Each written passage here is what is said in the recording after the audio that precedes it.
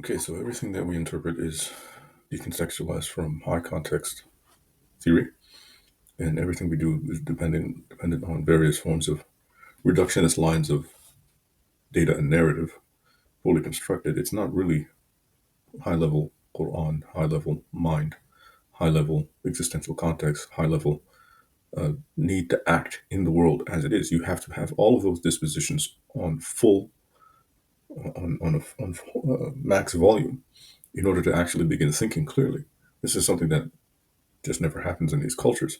It's the reason why the Mongols exist in the first place, because it's it's a counterbalance to that mentality. So everything is out of balance at the end of the day. If you're looking at a balanced way of managing mind and body and top down and bottom up thinking and the practical and the long term, that's seen more in Western civilization than it is in ours. So the middle is essentially a cluster of wrong think in terms of modes of reasoning and extremely low states of consciousness.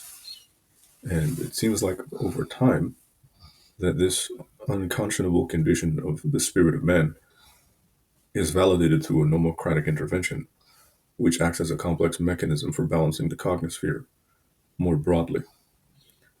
So what this means is that as long as Muslims are attempting to revere and glorify their ancestry, they're sending off a signal into the heavens that they're content to live in a proto-pagan state of mind.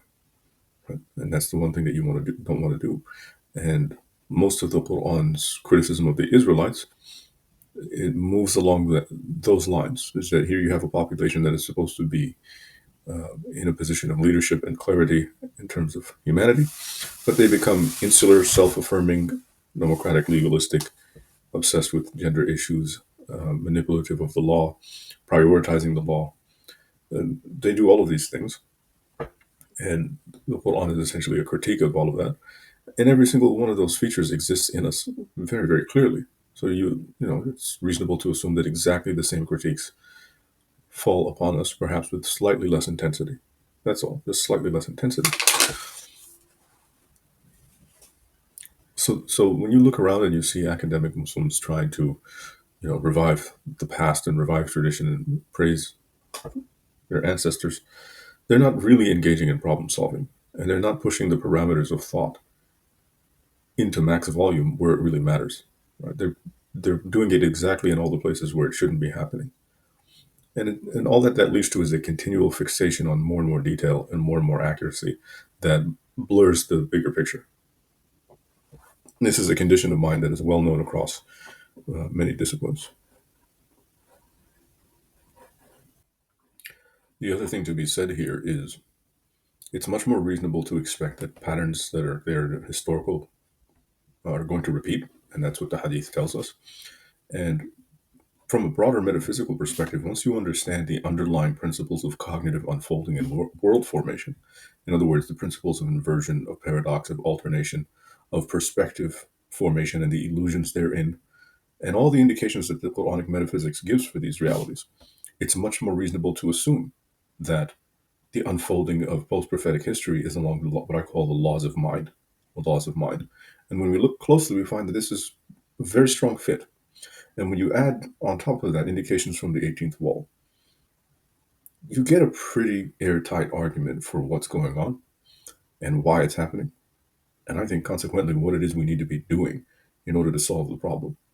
And what it is that we need to be doing is not what the traditionalists have always been doing, depending on false creeds, quite obviously poorly constructed theologies that worked for bringing them out of polytheism and paganism, but they're not going to work in a civilizational context, and they're not Quranic, and they're not very serious. They're not generative.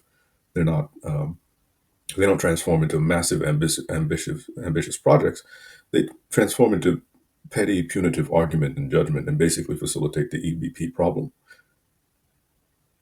And it's not going to happen with the underview coming out of academic circles that has that usual sort of decontextualized, sentimental, intelligent, well-informed thought that in the end isn't going to do anything and doesn't have any. Again, it has nothing to do with the reality of reason and virtue and ultimate judgment. These are cultural cries in the form of the intellect, and mixing up transcendental, eternal, foundational realities with attempts to validate your cultural sense of self is a very, very perverse mode of operation that isn't going to get insight into the structure of reality, no matter how much you study or how hard. It's not about the details, it's about your attitude towards the world. Everything is constructed as such.